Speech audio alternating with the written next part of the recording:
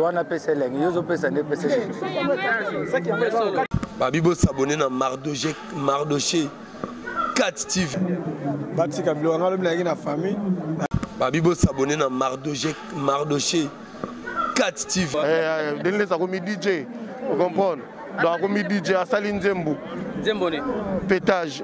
Babibo s'abonner na Mardoché 4 TV. Pas de bruit, j'ai sommeil. Mardoché Boukassa, le grand réalisateur. Dojek. Palobi, Basalela yo, fête, mariage, anniversaire, drone matalikolo, benga kaka, Mardoché, akoselo makambo, kitoko, ndeti na film. Et, bino bolingaka collation lika kitoko, bino bolingaka anniversaire lika bien, bino bolingaka collation de grade na bino ezala na kitoko na bonne condition. Drone matalikolo et filmer le kola ba Angelo, benga ka Mardoché, akopé sayo, bilengi na yo. Mardoché Cash TV. Tokos. Artistique et ailleurs. À Botama Wapi, alors, après oraison funèbre, il y a Ndeko Gladys, nièce, il y a papa Joseph Bisso. Et puis ça sera les mots des artistes. Tokbenga président, il y a ANTPC, Akoya, Lobamoko, pour tous les artistes. Et puis mot des circonstances par la famille. Et puis pour ceux qui savent, avant tous ceux qui savent qu'il y a un dépôt de genre de fleurs, on a bien qui pour se faire enregistrer et pas un de Komongali. Et puis Nasuka, et puis vous avez la prière de clôture, lever du corps pour l'enterrement. Ben des consolations dans la résidence familiale où Ezaline avenue Belladon, il pas eu de na Kauka. Et puis vous à la fin, il y a cérémonie, on a déjà pourquoi.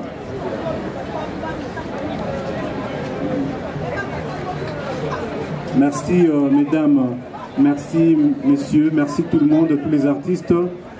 Bato Nyon Suboye Awa Elongo, Poto Lela Oya Bisson Deko. Merci encore une fois de plus, na présence Nabino.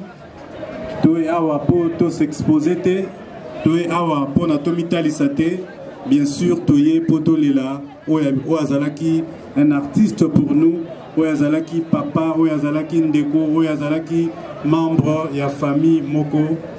En tout cas, Nyoso, na komboye Soumassia et Bolekana calme, ba désordre ezalate, Nzambe aza na biso bande bandeliki no suka. Seulement, bato presse, bo ozala un peu ordonné, bo salaka de sorte que bato bazotala bamona, parce que ceux qui boyo ko kanga bipayo motazoloba et ko sala malamu te, il y a toujours une réclamation et pour permettre à ce que Makamilulu et les Kamalamoute, on a pu goûter d'angaï, na senga DJ Acha musique makasi pour bien pour travailler. Merci et à tout à l'heure. Très bonne journée.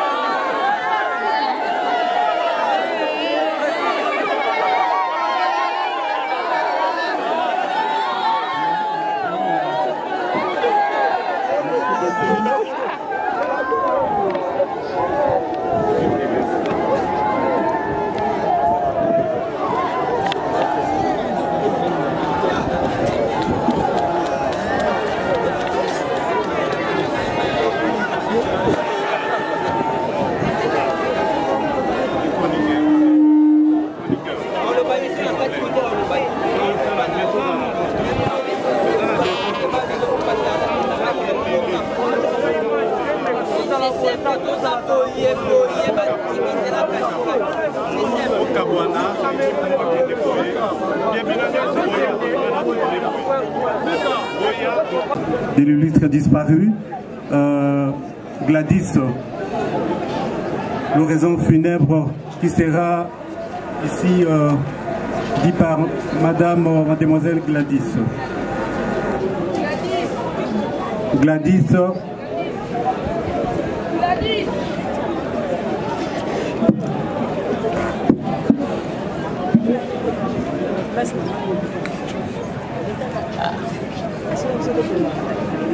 L'oraison funèbre.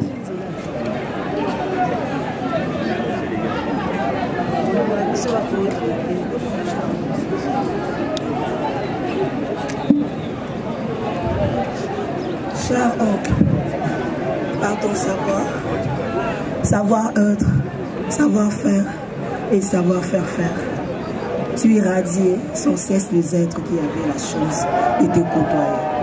Je pense notamment à ton sens de l'humour et de la comédie. Cette qualité te permettait d'apporter aux autres de la joie, de la bonne humeur, de la détente et qui sais-je encore. Pour toutes ces raisons et pour tant d'autres, nous te sommes reconnaissants, comme disait Césaire. Ta famille, tes amis, tes connaissances, tous ceux qui ont fait avec toi cette période, dans ces lieux de la vie.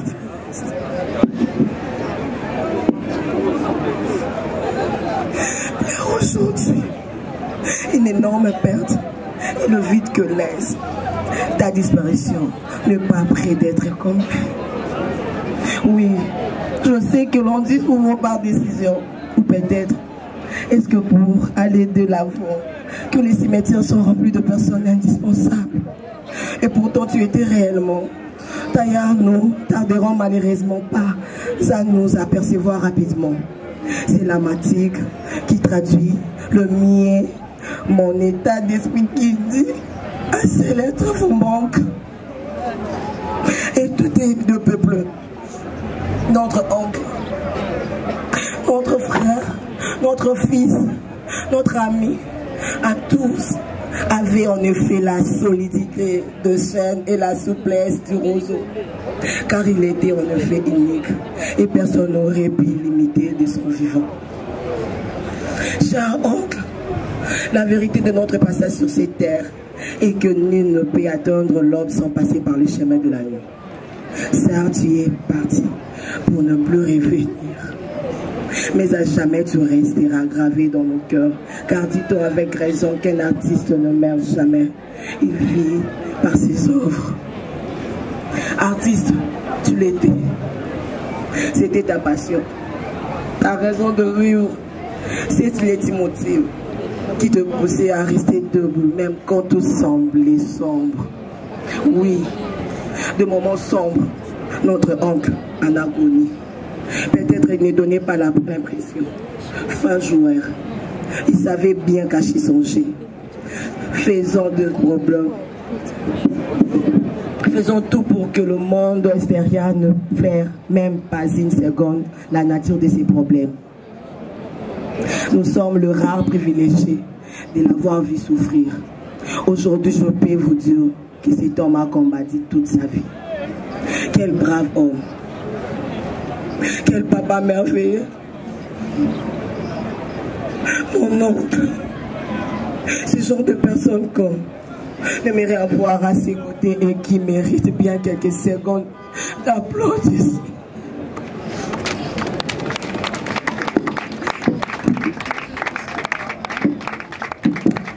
Il saura consoler nos cœurs et penser cette plaie à jamais dans nos mémoires, cher oncle Dieu, nous malades, et que la terre de nos ancêtres te soit douce et légère, de remplir, tu le mérites mieux. Si on peut applaudir, surtout que vous mettez l'ensemble Makoko.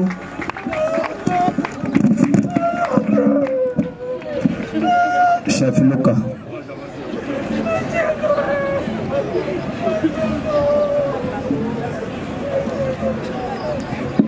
Voilà, c'est triste. Nous allons continuer notre programme. Nous allons appeler Monsieur Prosper, pour les mots de la famille. Monsieur Prosper.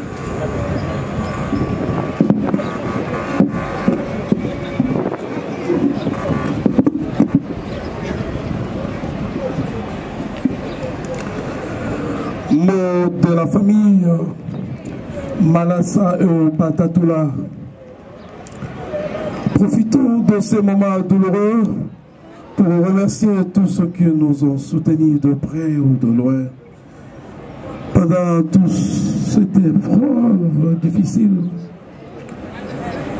Par vos gestes d'amour, de compassion et dans vos prières et particulières, envers votre artiste Tcheko Matondo, de son vivant jusqu'à ces jours qui marquent son départ à la félicité éternelle. Que l'Éternel, notre Dieu, vous le retourne au centuple. Merci encore du fond de nos cœurs pour tout et nous vous serons toujours reconnaissants. Je vous remercie.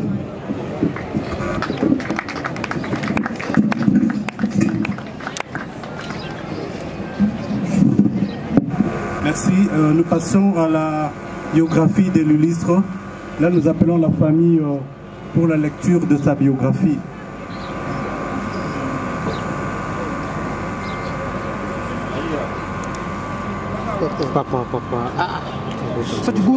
La famille pour la biographie.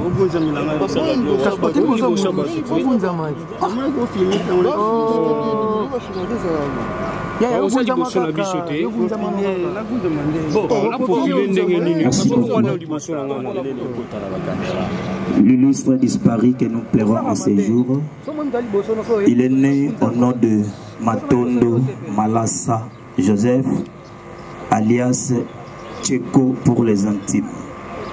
Il est né d'une famille de nombreux enfants, originaire du secteur de Kinkenge, village de Mpembo-Nsoki, territoire de Luozi, le tout dans la belle province maritime du Congo central.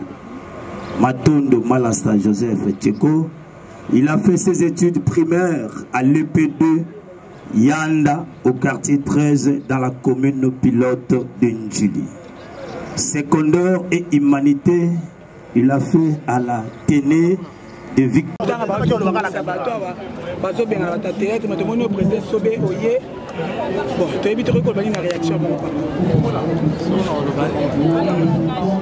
Président Kachine, s'il vous plaît.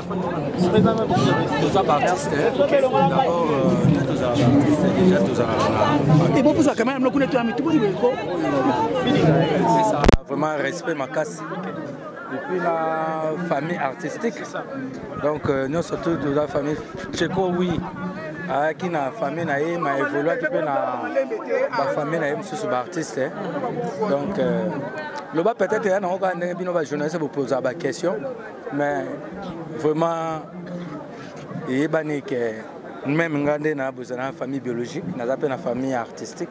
Donc voilà. Donc ils ont le droit net moi na moi botami na tata na maman. Le bas tout ba na do. Voilà.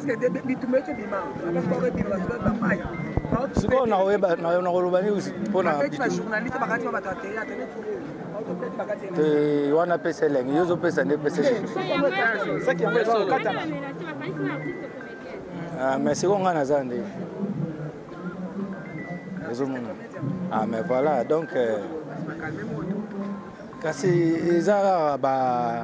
tension mais après nous surtout autour ça là ils ont pour la musande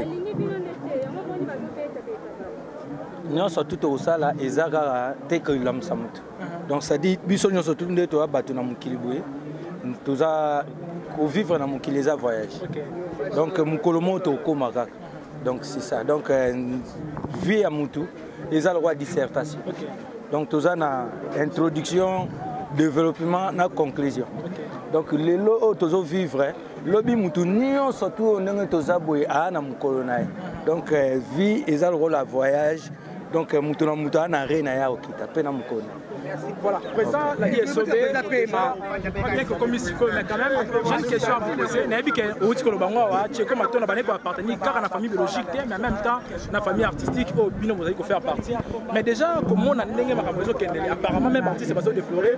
Déjà, Babi, Tcheko, les liens, pendant les artistes, c'est ma les candidats, les laïcs. Et là, on y est manqué, les autres, mais là, on y est ça qui m'a famille artistique, la famille biologique. On a posé ma question, il est maman. On a globalisé. On n'a pas encore répondre par. Voilà. Si il y a une organisation, et puis en même temps, on y ouais, bonjour. Tout le monde a un collègue, mais balingi binote babe so boye babe tabino to kamwe babe tabiso point pour ba menacer ba journaliste wa ezaki nde bitumba benda bika ça bien botumbo liba ça bien botumbo liba ouais so botumbo mutebo bunda pourquoi tu es place à ma place ya bitumba da ba to ba créer ba bitumba na ba tika bilo tu es place à ma babi tanga belaki boyaki otala été bo insister ki était et comme kana matanga boye mbala mo bino nyoso wo ah bana balobi balobi pas bon tu es batté mais azana succès balobi aya o créer ka ba problème ngana ebike peut-être batu musu bazo ke kutana netinga kina na Londres na kisango écouter nga kuna na ndena zongi rapide donc batika bilo nga lobi na famille na la litina butu même fois nga ndeka ki bona saki animation kuna donc ils ont kamba passe batika oluka ba polémique à pas en pam biso to na passe to bungu si jeune garçon bongo azana makili yaki makasi donc et puis liwani na kufeli mutazaki babolo nganga bo poison titi tabela bika sur réussite aki kasate ze sengo mto na passe au sakamate eza mtu moko ya mona net liwa ya bato eza cop yemta créer ba problème mais juste aux oreilles ayeba que l'été zali mais justice le ki tout eza ka ya nzambe yazela liwa ba artiste pas créer confusion ba artiste na ba famille mais juste au récupérer mutu ana on comprend que yemta ko ba problème ba jouer ah mutu onde boye bana bino to ebe demande to yoka mutu mo ba créer ba problème mais juste aux oreilles tena na lo juste au récompense que ça intel ah wana futa masumu na ah moi c'est mon bal ah ebité juste aux oreilles to eba oaza ça va mes amis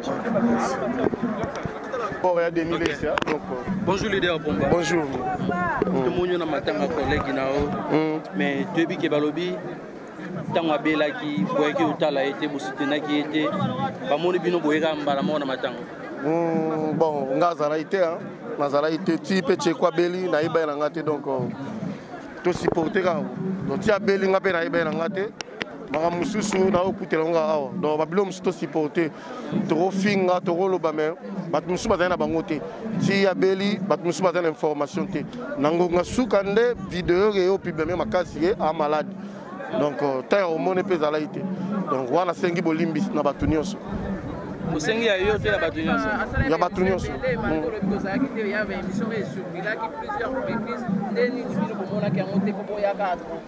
ngape na surprise net papa ko dia pour fina iba te kabela yi vous comprendre donc to vivre na mokili mais ba réalité musu moya obeta ngwa ezate pour eza TV quoi ba utala comprendre c'est ça. Mon tu fais Denis Les, ça comme DJ. Denis Les, ça comme DJ. Vous comprenez? Denis Les, ça comme DJ. Vous comprenez? Donc comme DJ à Saline Zembo. Zembone. Pétage. On va crier, on va crier nanga. Aïe Zembone. Bakbilo on a gagné ça. Oh on a ya salé les zenga. Ah papa na obi na onde no matanga. Est-ce que moi qui peux mabanga to ki mabanga? Abouaki, voilà, bilo on a ngaya beti lango. Comprendre? Mais na sengi na ye, azong à la studio aboma dossier wana. Eza babilo on a ngaya osale lango. Na pekisi ponga mo fana boaka ngo. Yo benga nga featuring na bina obeta ngo tetika yango. Yo beti nga musinjo ke beta bor nanga. Parce que bilo ka bona vem format. Comprendre? Donc merci. Bon, na obenga mo bana mo batali kolo pe na obenga auto samba na ye. Comprendre? Azong sabilo nanga, eza ba tri nanga abimisa ngo tatik. So moni nga beza beta ngo apesa nga mbongo nanga. So apesa nga mbongo to yokani ala beti lo wana. Mais le rôle apesa nga mbongo te a bloqué dossier wana. Ayo kango ndoki pamba. Ah, bakanga rando. Merci vraiment. Ye pasteur Denis Les ayo kango ndoki pamba. Ye mo ka yebi. Ayebi. ayebi dans sa dans le studio yangai comprendre donc un peu banzele alaxé exemple banzele yoka biloko banzele be yo nyonso bakri na ngai na banzele wana biloko nyonso bakri na ngai donc nyonso ya bakri na ngai nyonso ya ngai yoki ne bamboko wana nyonso eza nga osale nyonso ya ngai. Merci beaucoup wa masala ngai merci yaka ebele na tolo bala ba collègue no awa biso na Congo awa liwa naturel les asute ezaka so muta kufu kinga na bomi so muta kufu nana bomi eloba maka bongo de comme le va habitude na biso donc pour nga bilo boza ba panzi sango s'il faut que ça vraie information j'aimerais bien bosser la recherche na docteur traitant na ye aza mieux placé à le baliwa ni bomi de na biso netinga suis ni un médecin ni membre de famille nazanga muninga na ye collègue na ye nazanga mieux placé ko bala bino teke maladie télébomi nazo confirmer wala même talukuta donc ce que je dis c'est vrai que ndeko ça confirme maladie bomi ngana yo to yebina biso te voilà lelo papa kodi patiki biso liwe zongeli suna ngamba ba comédien papa météo pe to occupé kuna aza grave azobeda bon nga pena naninga te batu balobaka bongo